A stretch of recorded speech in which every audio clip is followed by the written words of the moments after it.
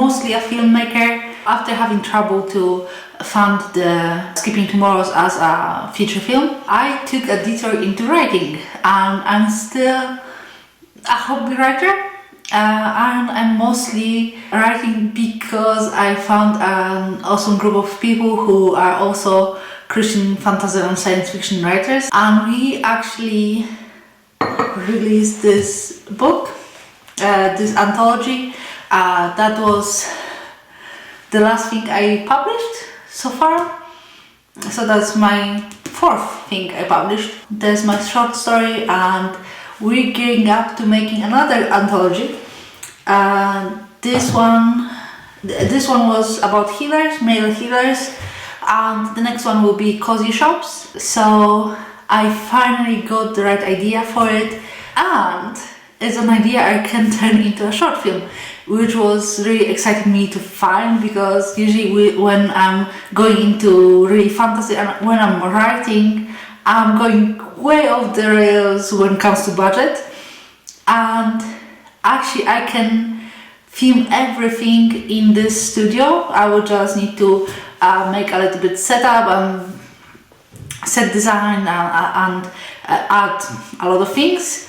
But yeah, it will actually be a lot of work to make the props for this short film, because it's embroidery shop, which the embroidery is magic, so she's hand working on that, the main character. But as embroidery is one of my other hobbies, I'm really looking forward to it. I'm just not sure how long it will take me.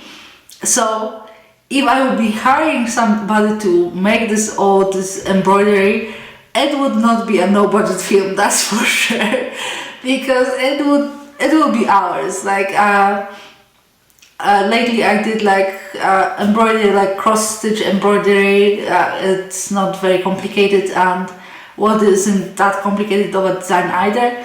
And it took me 3 days, a few hours each, so let's say 10 hours. So that alone would make it very expensive to pay for somebody to make it, but I'm planning to do it all by myself and have later awesome costumes with embroidery.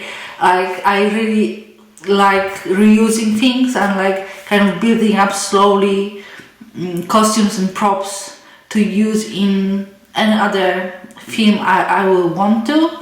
Of course, I will not be using the same costumes for main characters. So if it's a costume for main character in this story, it will be a background character in different one or something like that. But I really look forward to having a big collection of props and wardrobe to choose from. The day I figured out this short film, I started writing and I wrote over 1,000 words in one evening, which is close to my maximum for a day, at least maximum what I can keep up with. But then I couldn't write. I'm still not back to my normal writing routine, and mostly I am focusing on this YouTube channel, so the writing is getting cut into smaller spaces when I don't feel like working on YouTube or my short films. So it was really nice to get back into it, but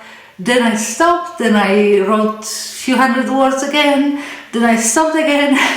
So I'm starting again, and I will be writing a little bit here, but later on I will just take the iPad or the phone. I'm writing on the Google Docs, so I have the access on both, and I will be writing through my normal day, not this nice and lonely space where I can just focus on writing, but I have only limited time here, so I really want to use it for filmmaking, for recording the videos, more than just writing. Writing I can do also in the kitchen waiting for dinner to cook.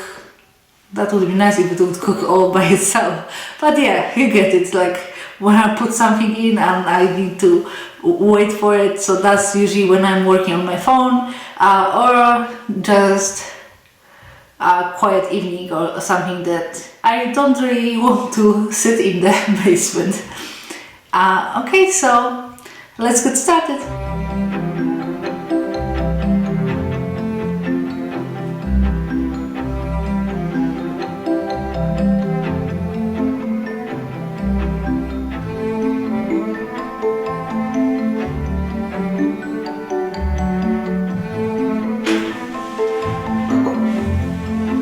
I wrote some more over the days, but not too much, so I'm back here trying to get started again because I was having a writer's block, so hopefully I get over it today, but I did figure out how to, more or less. I'm starting today at 2000 words, so more or less 8000 to go.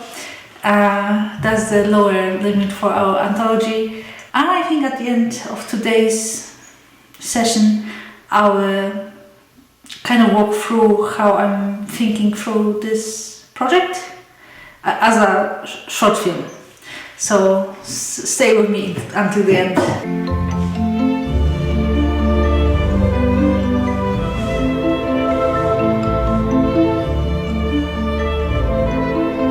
So beyond the blinds, it's like beige wall. I will need the door. So I will need to ask my husband nicely to scrape it off, then I can stain it, and I'm planning to put the wallpaper that I was planning before on the walls, so that will be covered with that.